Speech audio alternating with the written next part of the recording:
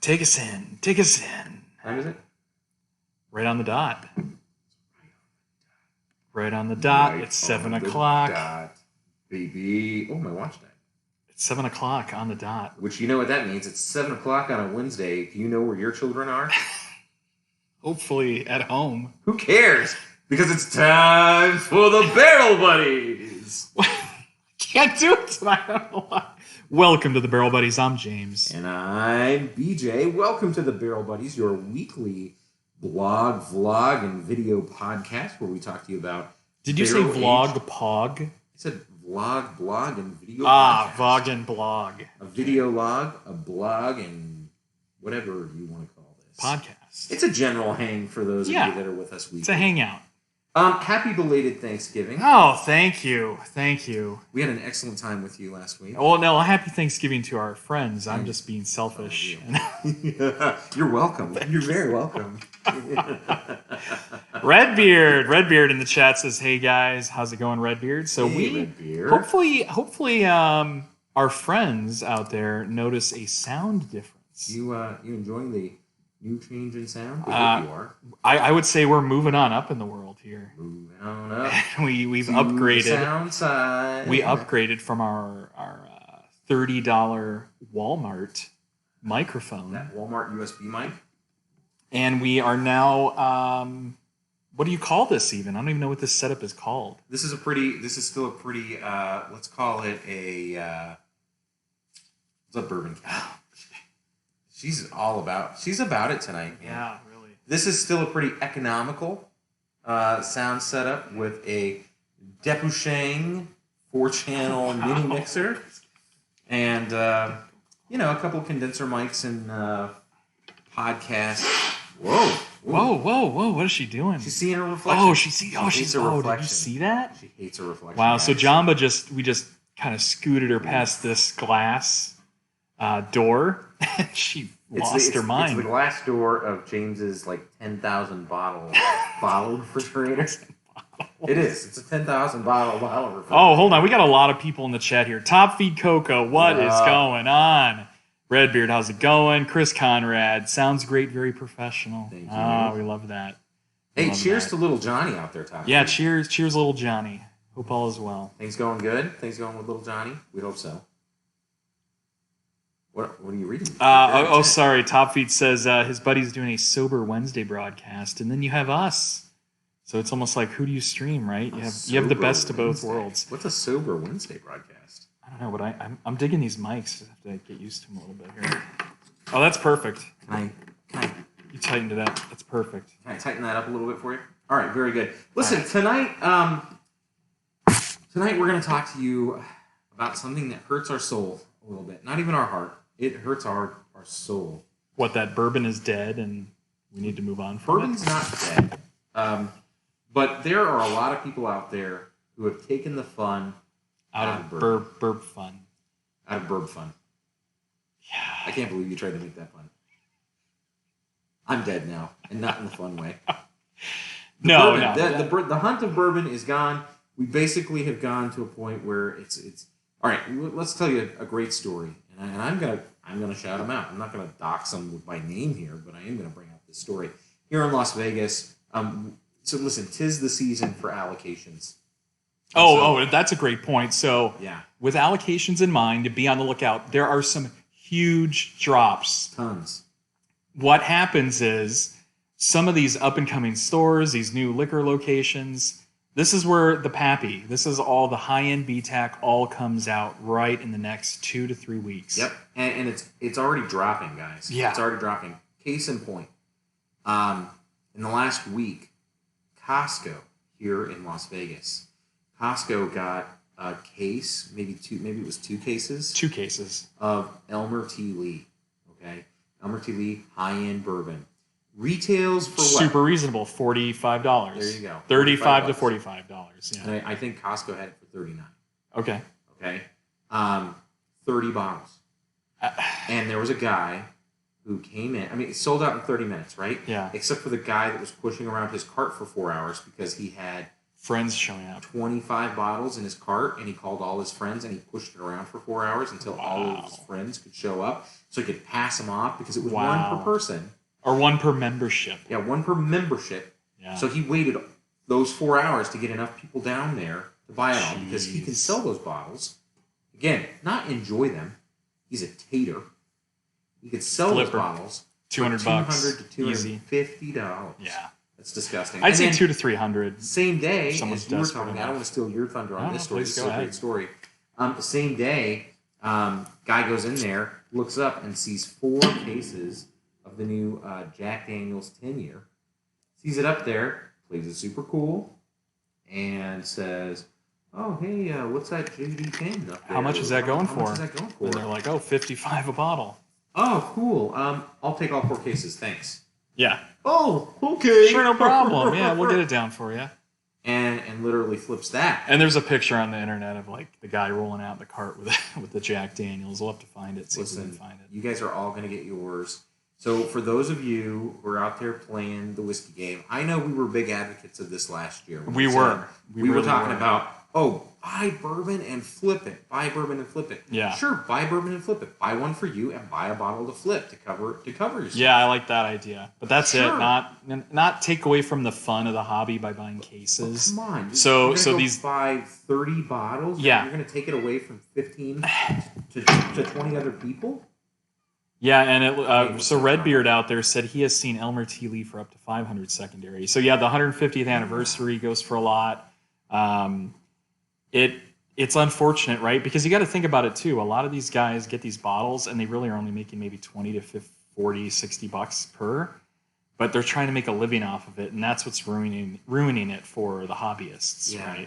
And then some of these bottle shops here in Vegas that are doing this, listen, they're buying it up quick at retail. Yeah. And then there's a bottle shop by my place of employment. Which we will not disclose. We're not going to talk about this, but they're selling Blanton's for $250 a bottle. They're selling Eagle Rare for $180 a bottle. They're selling Smoke Wagon Kentucky Straight Bourbon for $99 a bottle. Wow. And, our friend Ken, who's been on the show in the last couple of weeks, he's got it right. Unfortunately, they're selling it for that because they're getting that. Yeah, that's the thing, right? I know that there's some places out there where, there's Dusty's, right? But we're here on the Vegas Strip. What happens? You go walk into a casino, you hit, 4 of a kind, you go hit a Royal Flush. Disposable income. Oh, yeah, whatever. I got an extra $200. Then we go across the street to that liquor store. Oh, and there is a casino right across the street from that liquor store. Yeah. So what do? I don't work at that casino. Go take a couple $100. Go to the store. Oh yeah, I really want a Blanton's. Oh, it's $200. It's a little pricey, but hey, I'm a winner tonight. I'll take it. Easy go, baby. Yeah. I'm getting that bottle. So, anyways, we digress. But we're gonna start shifting a little bit. The fun of the hunt is done because of people who are they're killing it. So we're shifting it to the next big thing. So what we want to do is we want to start introducing you guys to libations, beverages that are very similar to whiskey and bourbon. And as far as being like barrel aged, hard to get, as equally as enjoyable, equally as fun to hunt. Yes, we need to start expanding our horizon. We can't just do bourbon and whiskey anymore because unfortunately, I don't foresee this trend really going away we got a couple of years to go at least. Yeah, this is gonna. All that's happening now is more and more people are seeing the trend of buying these bourbons. Heck, I'm gonna call this one out too. So one of our favorite bottle shops, Corey's. Hi everybody in the chat. We got Uncle Punky. What's up, guys? Ed, how you doing, bud? Hey, Missed Ed. you as well. Okay. So Corey's just did a store pick of Woodinville. They did. They're new to the the Vegas market, relatively. They're out of. I think they're relatively new in general. They're out of Washington. Yep. And they make a fairly decent product. I'm going to be honest in saying that I don't think it's anything special, spectacular. It's nothing amazing. No. But because of the FOMO that they're generating, these store picks, Bill, they shot out. I mean, they were gone in a weekend. Ridiculous. I mean, for a newcomer to the market, which honestly, so it depends. I think they had great. variants, right? The straight one kind of sat on the shelves for a while, but some of the variants went pretty quick. So. And I'll tell you, I love the Woodinville rye. I thought the rye was great. I really the rye was enjoyed good. that. But the bourbon was not my favorite. But again, we're the marketeers are playing off of the FOMO so hard right now. You're losing out on it. So we're going to bring you into the Cognac, Armagnac offerings. And so we don't know where we're going with this either, right? We're not, I'm going to say, and I digress. Hold on a second. We're introducing, we're getting our feet wet the same as you guys. We don't know. We're just going out there and buying stuff. And so listen, we are learning so much about this that we're going to hopefully pass on to you guys. We're going on a journey. And listen, we're going on a journey. It's the holidays, so now it's time to crank it up. Listen, it's time to polish it up a little bit more. You might be putting on a smoking jacket to go to a friend's house. You might be trying something a little different. So we have started off with a very unoffensive, very approachable, easy to get, good price point cognac that you can feel really good about. It looks really nice. Probably going to be a great gift. This is a great gift. This is a great gift. Happy Hanukkah to all of our Hanukkah Festival of Light celebrators. Those our fellow Jews. Yep. Hey, we see you. Happy 8 crazy nights to you. Tonight's a 4th night of Hanukkah. 4th night. We have the Kirkland, the Costco offering, the Costco store pick. The XO Cognac. So this is a fine cognac. And we're going to tell you about what XO is and what fine cognac is. This is not a joke. It's not just fine. This ain't just, damn, girl, that's fine. No. That's a designation. It is a designation. Yeah. So is the XO, right? XO is not like hug and kiss, baby. This actually means something. So, Jimmy, would you lead us off while I pour with a little of the research that you so kindly did in preparation for tonight's show? Yeah, absolutely. So, a few things I wanted to talk about with this. So this has been available. I've seen it pretty much the whole year at Costco. So if you are, after we go through our review of this, and we haven't had this before, we just cracked open the bottle. If you're willing to go grab a bottle, we hope you do, and go on this journey with us. And this ran retail, what did I say earlier, $45? Yeah, $45. So right in the sweet spot of what we would consider a value in the bourbon world. Yeah. Oh, wow, I'm getting a lot of nose from here already. It's very fruit orchard, very aromatic. Very aromatic. Sweet. Like dried fruits I'm getting. All right. So do your all right. So some of you, I'm going to jump right in, and like some people are like, well, what is cognac? Right? Like, yeah, that's the question. What is cognac? Right? So obviously cognac is one of those wonderful fluids that would come from France, right? So there's actually a cognac France, if you didn't know that. I did not know this. Right. And obviously what France is known for is winemaking. So champagne. And one of the big things they do with grapes, and they use 3 grapes particularly for this cognac, or for all cognacs. Do tell. The 3 grapes are Uni Blanc, and then otherwise, what did you call it? Ugo Blanc. Ugo Blanc. Their 2 other grapes are Folie Blanche and Colombard. Colombard. Yes. Folie Blanc. So what they do is they actually distill these, and they're twice distilled. So cognac, in essence, is actually a brandy produced from distilled white wine. All right? And it has to be distilled twice using copper pot stills. So think of a distillation where you take a grain malt mash and distill it, and you're getting white dog. So this is basically distilled wine. We're distilling grapes and wine. grape skins. Exactly. Okay. So what happens is, after it's distilled twice with those pot stills, it has to be aged in a French oak barrel. Love it. For a minimum of 2 years. Yep. Okay, I love it. So we got some age requirements, just like with brandy. But unlike bourbon and whiskey, it doesn't need to be new French oak. Okay. So with cognac, it's well known in the community that reusing barrels is the way to go. They impart different flavors and flavor profiles because you're using different harvests of grapes, distill it, that's going in it year after year after year, And there are some barrels that are reused up to 100 years. Dang. So we're talking Over. about the Coopersmiths and the licorists / distillers are choosing not only grapes and different parts of what I assume is their version of rickhouses, Yeah. but then they're also choosing specific barrels or vats and saying, Exactly. "Oh man, this one imparts such an amazing flavor, so we got to continue to reuse this."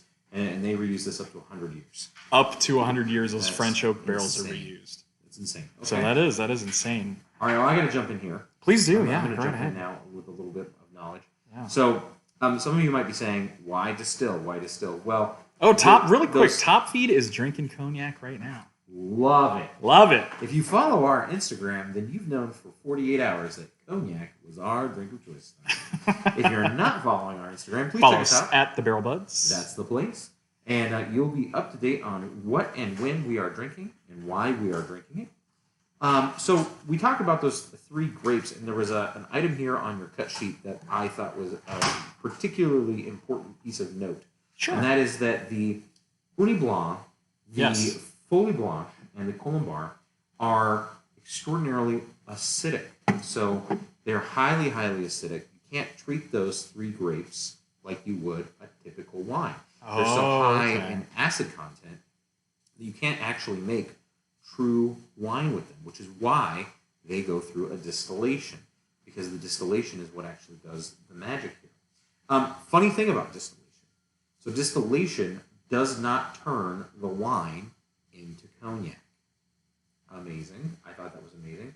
Not directly anyways. The first distillation in a still no greater than 10,000 liters. That's a lot of liters. That's a 10,000 liters lot in of size. fluid, a lot of Produces liquid. something called brouillis.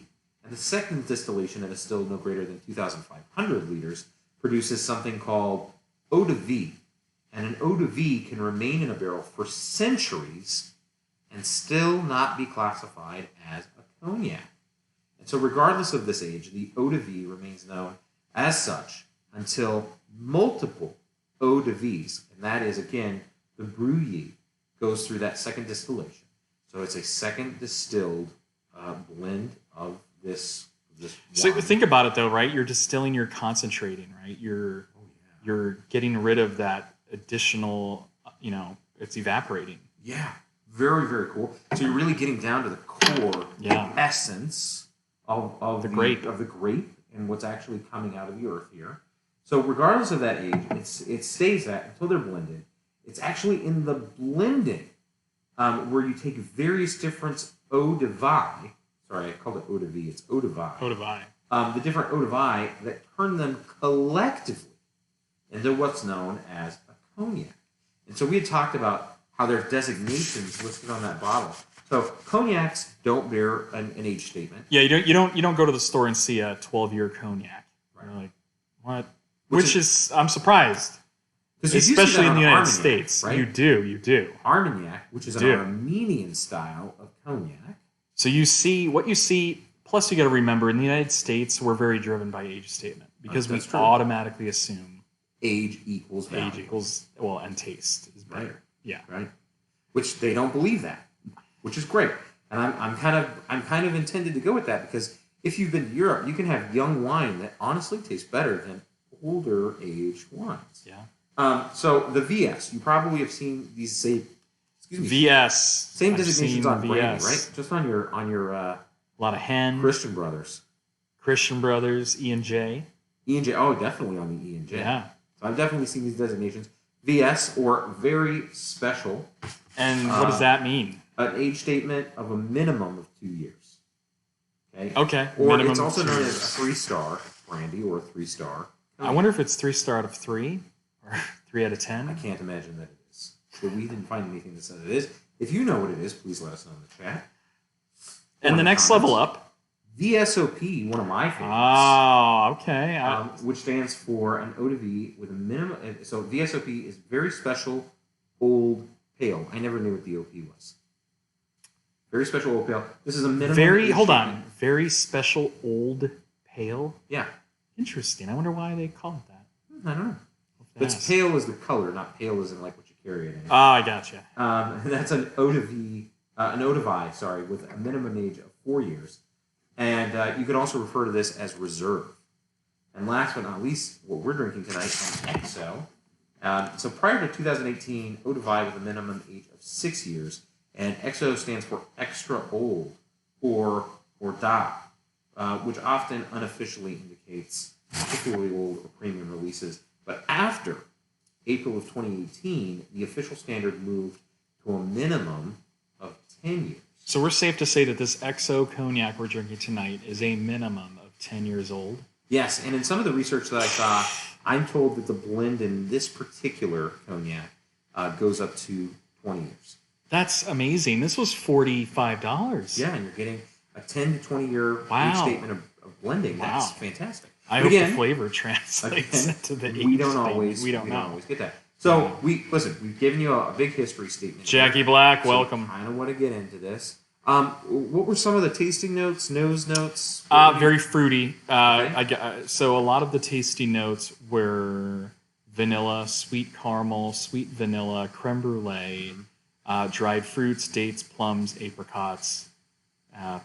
We'll see what we're getting into. It's a lot going on. Of all the different things, but we will tell you that it was the aromatics just upon opening this bottle were very strong. Yeah, like you opened up a bag of dried fruit, like you're hiking, like Turkish apricots. Yeah, exactly. Well, let's get a little nose. It's a lot of Turkish apricots, kind of like that stinky feet. You know when you open a bag of dried apricots, it kind of smells like a little funk, feet. A little bit of funk in there. Yeah, a little funk. And by funk we kind of mean like not sour milk, but just kind of like sour. Like age. A little age. Old. You know? Rot. Rot. But not in a bad way. Yeah, it doesn't smell like garbage. Just think of like old apple juice you leave in the garage for like a weekend. It's you're like oh, rot. shoot, You're like, open. That smells like age. Ooh, but I do get an ethanol. Oof. Oh, it's very hot. It's hot on the nose. So this is only 40%. 80 proof. 40% alcohol. Ooh, that hit me pretty hard there. But this is a very potent 40%. All right, well, cheers. Let's get into it. So on the palate, it's very much 3 taste rule. Oh, wow, it's super light. Really light-bodied. Very light-bodied. Sweet, like dried fruit. Yeah. Like a white raisin. Yeah. That's actually wonderful flavors. So the one thing I can't get over that I'm not liking is that ethanol. I get that ethanol. Oh, that second sip was quite a punch. The second sip was quite a punch. What was punchy about it? Was it that ethanol? The ethanol was really punchy. Yeah. Ooh. So after you get through that ethanol burn, there are some really nice notes. I think of, again, those dried fruits, maybe a little toffee. Oh, I like that. A little toffee, creme brulee. Like, maybe not toffee. You know what I'm going to say? Bar. Nougat. And I'm going to say, like, if you've ever been to France and gone to a real candy shop, Chris Conrad, you know what I'm talking about. That nougat, that hand-pulled nougat with almonds and all the dried fruits. That I'm getting. This is pleasant. So this is sweet, but not overly sweet. I think it's this right middle-of-the-road sweetness with an alcoholic punch. Yeah, the ethanol is up front, but it fades very quickly and leaves you with a lot of dried fruit, caramel, vanilla, apricot flavors, and I'm really digging this. So I'll tell you what I do like about this is that French barrel gives a really old world flavor to this. What does that mean, old world? So if you're a wine drinker, those of you that do drink wine, you'll know that especially when taking on the nose of the wine, there is what's known as Old World and New World nose profile. A New World nose profile is going to be very fresh. It's going to be very fruity. It's going to be bright, very brilliant nose. It's going to be, it's going to smell new, like new car. And Old World smells like barnyard. It smells like poop. It's like the poop at a barn. Farmhouse. The earth. It smells like funk. It smells, again, agey, yeah, musty, like you're digging in wet soil. And that's very indicative of a European wine, for instance. European wine is very much known for having an old world nose and an old world flavor profile. But European wine is also... Is that like old teeth? It's not like old teeth. Ow! Okay. But European wines are also known for being what's known as soft wine.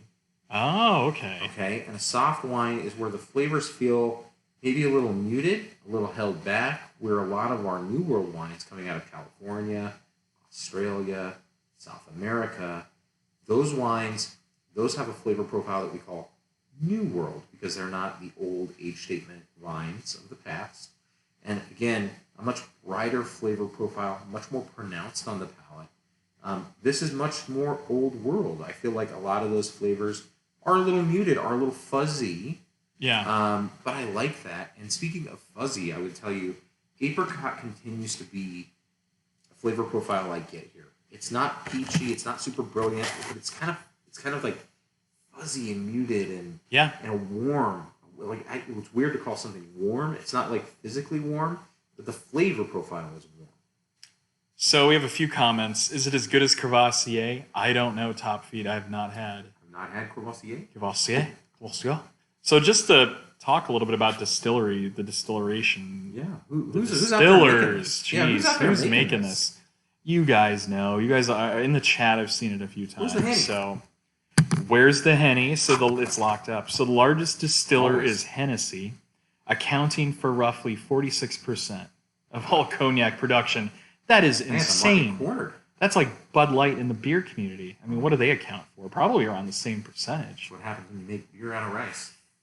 So they are followed by Martell, Remy Martin, and Courvoisier as the top four big distillers of cognac. Fantastic. Well, we're going to have to add those to the list. A little Henny, a little Remy, a little Martell. I've heard of Martell. Yeah, I've heard of Martell as well. as well. Of course, I've heard of Courvoisier, but I've never had it. Yeah. This is... Oh, pardon me. It does make me a little burpy. No, it's a little burpy. Gassy. It's a gassy. Wow. Why is that? It makes me real burpy. Yeah. This is a first as well for those of you tuning in. We're actually going to do a little pairing tonight. I wondered what these were. What? I thought you were just eating chocolate over here. No, I brought a little pairing. So we have the Ethel M Chocolate Factory here in Las Vegas. This is a world famous chocolate factory. Ethel M is also the Mars candy factory. Oh. And they provided a lot of the Mars candy, including Mars bars and even M&Ms during World War II. And so what we have tonight is I brought us 2 Cognac XO truffles in dark chocolate. Nice. And I also brought us 2 milk chocolate sea salt caramels. Ooh. Because I knew that the cognac was going to be very sweet. Yeah. And I thought, you know what, as a kind of a dessert offering, this might be something we pair with a little dessert. So that's a really good segue, though. So let's talk about when you should normally drink cognac. When would you drink cognac? Excellent segue. Yeah, so there's really 2 instances, right? So this is traditionally used as either a aperitif or a starter. You start with a cognac, or you have your dessert or en digestivo. Let's retire to the study for a brandy. Yes, to the study with your. I feel so underdressed right now, cognac. just a t-shirt, drinking cognac. Let's go grab our cognacs and smoke a stogie. You know, I can see we're smoking a cigar with this. Oh, yeah. I would love a stick right now. Because, you know... Get a little Monte Cristo. A little cigar, a nice Robusto, right? Yes. A big flavor paired with this That's the big, thing. soft sweetness. Get a big, spicy cigar. Ooh. Counter it with a cognac. Big counter to this. But I think that complements each other perfectly. Well, I'm going to jump in with the milk chocolate sea salt caramel. I'll do that as well. Okay, we'll jump into that. I went all in. Did we just turn into a, what is it? ASMR? No, the eating one. What's the mukbang? Oh, no, we're not a mukbang. That's gross. So, fun fact. Did you know that salt turns on the electrodes? It's not the exact terminology, but it basically electrifies your tongue, which is why it makes flavors pop out a little more. So I wanted to start with this because the salt would like prime up my taste buds a little bit. All right, so I'm chewing that, finishing that up. Yeah, I'm gonna go what's back. What's going on in the chat? Chat's pretty quiet. They're tame. They're calm. No antics. No antics tonight. Mini Christos, Coco, Monte Christos. All right, let's jump it back into this here. I mean, I get a little bit more pronounced sweetness from the nose. Let's see if that goes right into the taste. Redbeard says sherry cask finished scotches go really well with chocolate. Yeah, they do. I would agree with that. Ooh, I think that's a bad beer.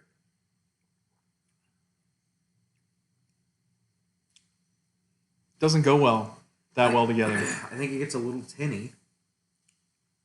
Yeah, it is a little tinny. I get a little metallic flavor there on the front of the palate. And I lose a lot of the backbone of the spirit. Definitely loses the backbone. Right? It's like you get the highs and the lows and it takes out all the mids. I can't believe you just did that without clearing your palate.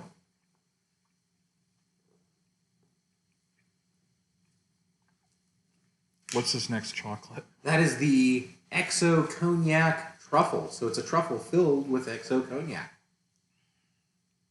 Wow. Not nearly enough cognac. Wow. It needs way more. Wow.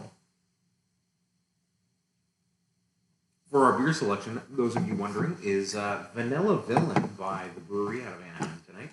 A really big barley wine. It's a crazy stout. Not barley wine. Oh, crazy stout. Well, it drinks like a barley wine.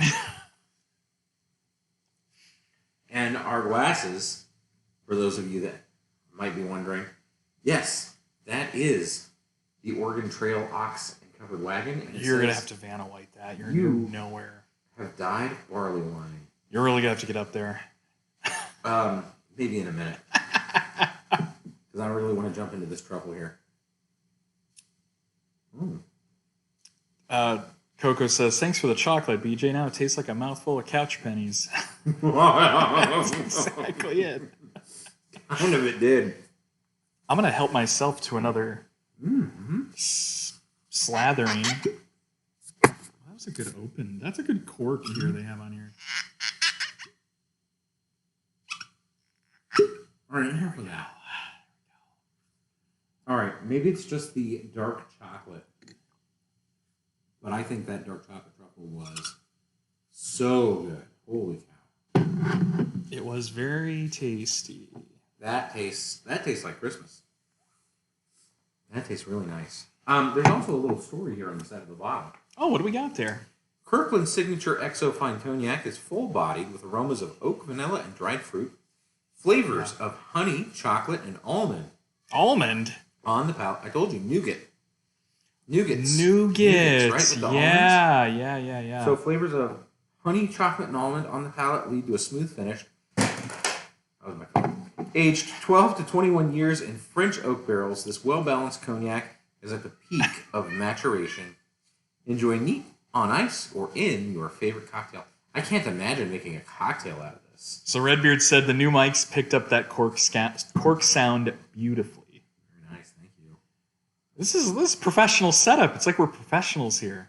It's a big deal. Have these mics and the mixer. Oh, wow. Yeah. Much better pairing. Oh, it's I'm even going to say way better. Meaty flavor. Unctuous. Umami flavor. Yeah, wow. You get the umami. I like the burn. Yeah. I like the burn of the ethanol, the alcohol on that. Here's the It's problem. Really good. After I ate that chocolate, as you can see, I've already finished that second pour. Wow. I think when you're eating, think of like eating a dessert, you just want to go back and forth. Drink, eat, eat, drink, bite. This is really good. So as our first dip into cognac, what do you think? Let's get into some It's scores. interesting. So nose, I'm going to give it a 2.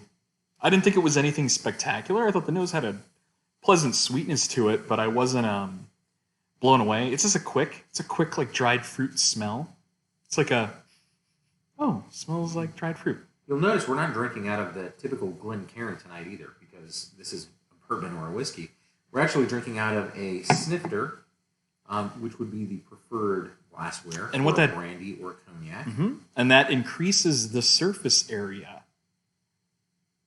If you look at the way the snifters are shaped, you have that wide kind of belly in the middle, which expands the surface area and then narrows it. So that actually towards the top, which lets you really get a good nose and smell of what you're drinking. All right, so you gave it a 2? Give it a 2. I'm giving it a 1.5. I almost did that. Out of the bottle. So out of the bottle and into the glasses. Darn it. The nose was huge, and it was like, holy cow, what are we pouring? I was really disappointed that when I get my nose actually into the glass, there's a lot of things that go away. It's really muted and muddled by the ethanol. Yeah. Where all I smell is gasoline. I mean, it just smells like gasoline. And for 40%, that is shocking. That's the thing, right? Shocking. And that's what worries me a little bit. It's like 40%. We should really have no ethanol at all. But again, I'm new to cognac. Yeah, this is our new thing. This is like something new to us. To be honest, the last time I maybe had was Incredible Hulk. Was probably the last time I had any type of cognac. Is that a shot? That is a mixed drink. So Hypnotic. Some of my club friends out there, some of the club rats out in the audience may know what an Incredible Hulk is. So for those of us that don't, I will enlighten you. Please enlighten me. Right now. So what you do is you take Hennessy and you mix it with... you have to look it up. No, I'm not looking it up. There's some chats that I have to approve of. So you have to then mix it with Hypnotic. And for those that don't know... Got it right. It was Hypnotic or Alizé. I don't know what that is. So that is a blue malt liquor. It's like I don't even know what they would call it. But when you mix the Hennessy into it, it turns green. And you call it an Incredible Hulk. Because it looks like Hulk green, and it's kind of neon. You're in the club. It usually glows under the lights. Boots and pants and boots. And yeah, so anyway. Gross. Yeah. That's an Incredible Hulk. So that was the last time I had a cognac. Okay, I'm not going to classify that as even having a cognac, sir. Okay, well... That's not having a cognac. Well, case in point, I'm new to the game. Yeah, but I'm going to tell you right now, this tonight has piqued my curiosity for trying more. Oh, yeah. I want to try more, older, named, better. I mean, this is Kirkland. We know our expectations are middle of the road, good value. Not necessarily. It's no Trader Joe's, taste. So I think this is pretty good. That's true. All right. So what do you think? I think on flavor. Yeah. I'm pleasantly surprised. I think that the flavor delivers. I'm actually going to give the flavor a 2.5. I'm really close to giving it a 3, but it doesn't wow me. Okay. But definitely a solid 3. Again, I'm really surprised. Wait, a solid 3 what? You mean a 2? 1.5? 2.5.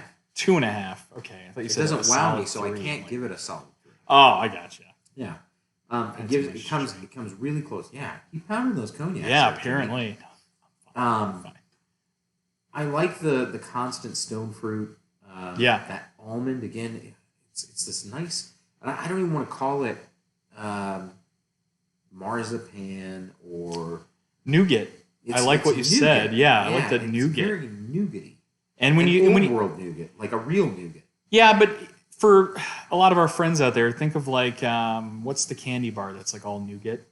It's not even fair. It's not even fair to call it that. I like because you gotta have had similar. European nougat that's full of almond and dry fruit. Yeah, put your 99% of our friends out there are not going to know what I'm talking about. What European nougat is. Sorry, if you know, you know. Listen, when I'm in the middle of Alsace, France, and tiny European storybook villages, and there's a man there that's literally pulling handmade nougat and cutting it off, because that's what he does. That's his living. That's his little store. Probably. No, not probably. This is a fact. This is definite. Then that's when you know. That's what real nougat tastes like. That's nougat. I digress. 2.5. Okay. Tasty. I would do this again. I give it a 2. I think it's at middle of the road. Okay. It's good for what it is. It definitely wants me to Oh, it wants you to just keep going. No, I don't want any more though, please. Oh, it wants you to keep going. I want to, please, I'm dead serious. Do not pour me more. I want to dive deeper. Actually, yeah, give me a little bit more. Dive deeper into this. Just a splash, because I want to try it one more time. That's perfect. Thank you. Hold on. You gotta get in it just a little bit more. Yeah, I think it's a solid 2. Yeah. It's pleasant. It's Very not pleasant. off-putting. I mean, I'm not going to sit here and drink the whole bottle, right? But Not I tonight. enjoy it. I enjoy it. Better bring it this weekend for a little weekend trip. Exactly. Better bring it to that weekend action. Yeah, good stuff. All right. Finally, value. We said Value. this was $45. I'm going to go with a 2 because I think that's middle of the road. Good value. Yeah, I know. I've been debating. I can't give it a 3 because I wouldn't say it's incredible.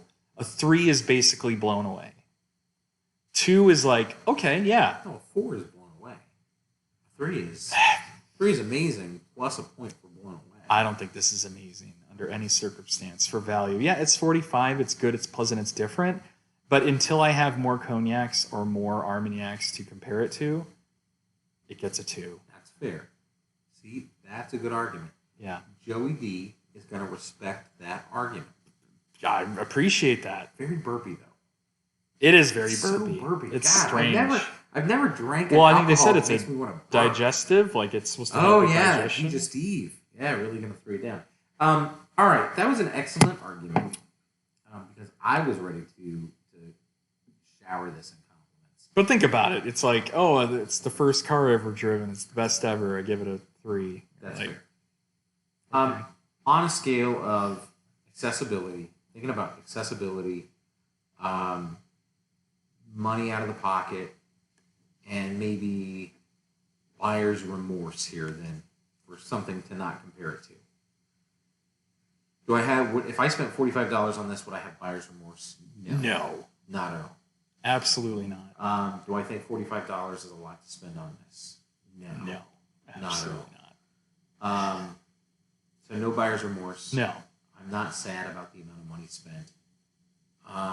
Especially because we originally thought this was what? 80 $80? Thought it was 80.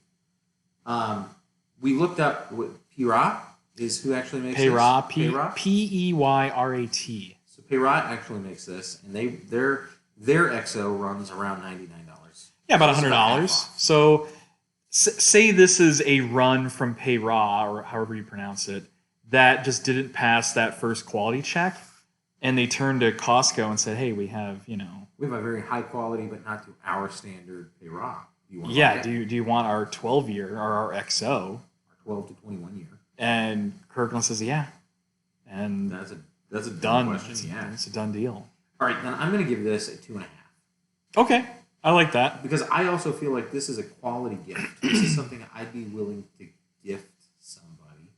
And I know that's kind of crazy, right? Because it's got the Kirkland label on it. So it feels a little cheap, right? Like, well, I'm watching the store brand. You kind of think that, but I think most people are getting over that stigma when it comes to their alcohol. But I think this is classy. This is super nice, very classy. Yeah.